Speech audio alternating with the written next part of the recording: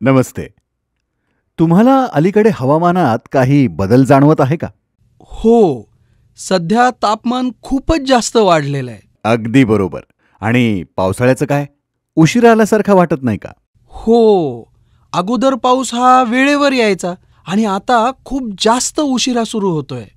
सध्या अवकाळी पाऊस मोठ्या प्रमाणात वाढत आहे. माझ्याप्रमाणे तुम्ही सुद्धा असाच अनुभव घेतला आहे का? अरे हो, पाऊस जोरात पडतो आणि कधी-कधी असं वाटतं की तो नेहमीपेक्षा खूपच जास्त आहे. हे असं आहे की हवामान त्याच्या नेहमीच्या नियमाप्रमाणे पालन करत नाही. अवकाळी पाऊस खरोखरच आपल्या पेरणीचं वेळापत्रक विस्कळीत करतोय. अगदी बरोबर. या सर्व कारणांमुळे तुमच्या शेतीमध्ये कीड व रोगांचे प्रमाण वाढलेले आहे का? दुर्दैवाने होय, कीटकांमध्ये वाढ झालीय आणि काही रोग अनपेक्षितपणे पिकांवर येत आहेत. पिकांचं संरक्षण करणं हे खरं आव्हान बनत आहे. प्रत्येक हंगामात हे अजूनच कठीण होत आहे. मला आश्चर्य वाटतं की हे सर्व बदल कशामुळे होत आहेत? काही लोक म्हणतात की हे सर्व बदल हवामान बदल आणि जागतिक तापमान वाढीमुळे होत आहेत. चला तर मग समजून घेऊया हवामान बदल म्हणजे काय. हे आपल्या प्रदेशाच्या किंवा संपूर्ण पृथ्वीच्या सरासरी हवामान पद्धतींमध्ये दीर्घकालीन बदलांबद्दल आहे. यामुळे तापमानात बदल घडत आहे.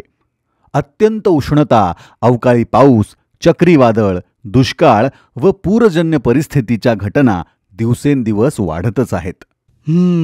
बरंच गंभीर वाटतंय. पण ते असं का होतंय? मुख्य दोष हा जागतिक तापमान वाढीचा आहे. अडकलेल्या सूर्यकिरणांमुळे पृथ्वी हळूहळू उष्ण होत आहे. जागतिक तापमान वाढ? आता हे काय नवीन? सोप्या भाषेत सांगतो. जसं की हिवाळ्यामध्ये आपण एखादी गोधडी घेऊन झोपलो तर आरामदायक वाटायला लागतं.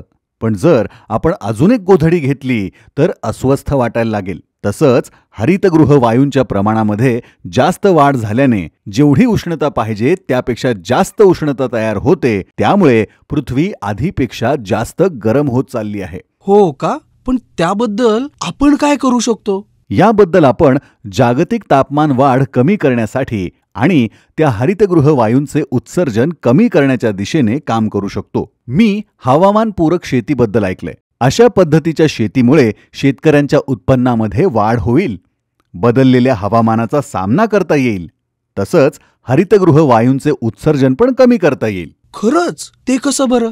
या पद्धती अंमलात आणून कीटकांचे आक्रमण, उशिरा पाऊस, उष्णतेचा ताण आणि पाण्याचा ताण यासारख्या घटनांना सामोरे जायला तयार होऊ शकतो, जेणेकरून आपलं नुकसान कमी होईल व उपजीविका सुरक्षित ठेवण्यास मदत होईल. मला असं वाटतंय की आपण या हवामानपूरक शेतीबद्दल विचार करण्याची वेळ आलेली आहे. अगदी. हे आपल्या पिकांना बदलत्या हवामानापासून संरक्षण देण्यास मदत करेल आणि शेतीचे भविष्य सुरक्षित करण्याबद्दल देखील मदत करेल. चला तर मग समजून घेऊयात हवामानपूरक शेतीचे काय फायदे आहेत. एका अभ्यासात असं समजलं आहे की पंजाबमध्ये हवामानपूरक शेती केल्यामुळे गहू आणि तांदूळाच्या शेतकऱ्यांच्या मिळकतीमध्ये 15 ते 20% वाढ झाली आहे. तामिळनाडूमध्ये तांदूळाच्या अनुकूल वाणांचा उपयोग केल्यामुळे लागवडीचा खर्च 20 ते 23% कमी होण्यास मदत झाली आहे. पूर्व भारतातील पारंपरिक वाणांच्या तुलनेत हवामानास अनुकूल तांदळाच्या वाणांमुळे उत्पादनात 15 ते 20% वाढ झाली आणि उत्पादनातील परिवर्तनशीलता 50% कमी झाली. असा अंदाज आहे की सेंद्रिय खतांचा वापर केल्यामुळे खतांवरचे आयात 25 ते 30% कमी होऊ शकते. नाबार्ड आणि सिंजेंटा फाउंडेशन इंडियाने शेतकऱ्यांसाठी एक प्रकल्प हाती घेतला आहे.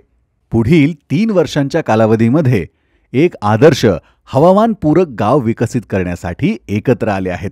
महाराष्ट्रातील देवळी तालुकामधील मुरडगाव बेलसरे निवडलं आहे. त्यात त्यांनी प्रमुख पिके जसं की कापूस, सोयाबीन, गहू आणि हरभरा यावर लक्ष दिलं आहे. छान. या प्रकल्पाचे ध्येय काय आहेत? त्यांना खेड्यातील 158 कुटुंबांना शेतीविषयक ज्ञान आणि साधनांसह सक्षम बनवायचं आहे, जेणेकरून आपल्याला बदलत्या हवामानाचा सामना करण्यास मदत होईल. ते कसे करायचे ठरवलं आहे? ते हवामानातील अनिश्चिततेचा सामना करण्यासाठी शेतकऱ्यांची क्षमता वाढवण्यासाठी प्रशिक्षण, प्रक्षेत्र पद्धती, माती परीक्षण आणि इतर चांगल्या पद्धती अवलंबण्यासाठी प्रोत्साहन देत आहेत. माती परीक्षण? अरे वा, खूपच छान. या हवामानपूरक शेतीमुळे आधीच इतर ठिकाणी उत्पादनात वाढ, खर्चात कपात आणि उत्सर्जनामध्ये सकारात्मक परिणाम पाहिले आहेत. शिवाय हे शाश्वत शेतीच्या दिशेने एक पाऊल आहे. चला तर मग यावर लक्ष केंद्रित करूया. कदाचित आम्ही सामील होण्याची आणि आमच्या शेतांना अधिक हवामानपूरक बनवण्याची वेळ आली आहे. हवामानपूरक शेतीच्या प्रकल्पामध्ये बरेच उपक्रम घेण्यात आलेले आहेत, जसं की शेतकऱ्यांचे प्रशिक्षण, माती परीक्षण, हवामानाला अनुकूल संकरित बियांचा वापर, एकात्मिक कीड व्यवस्थापन, एकात्मिक पोषक व्यवस्थापन, पाणी व्यवस्थापन व वृक्षारोपण. पहिल्या वर्षी 158 पैकी 75 कुटुंबांना प्रशिक्षण दिले आहे. या उपक्रमातून 75 कुटुंबांना मदत केली आहे आणि दुसऱ्या वर्षी उर्वरित 83 कुटुंबांना या कार्यक्रमाअंतर्गत लाभ घेता येईल. चला तर मग आपणही आपल्या गावामध्ये हवामानपूरक शेतीच्या नव्या पद्धतीचा फायदा करून घेऊ आणि आपल्याही गावाचा विकास करू. शेतकरी मित्रांनो, भेटूयात पुढच्या व्हिडिओमध्ये. नाबार्ड आणि सिंजेंटा फाउंडेशन इंडिया ह्या प्रकल्पाचे लेटेस्ट अपडेट जाणून घेऊन हवामानपूरक स्मार्ट शेतीबद्दल अधिक माहितीसाठी आजच आमच्या चॅनलला सबस्क्राईब करा. धन्यवाद.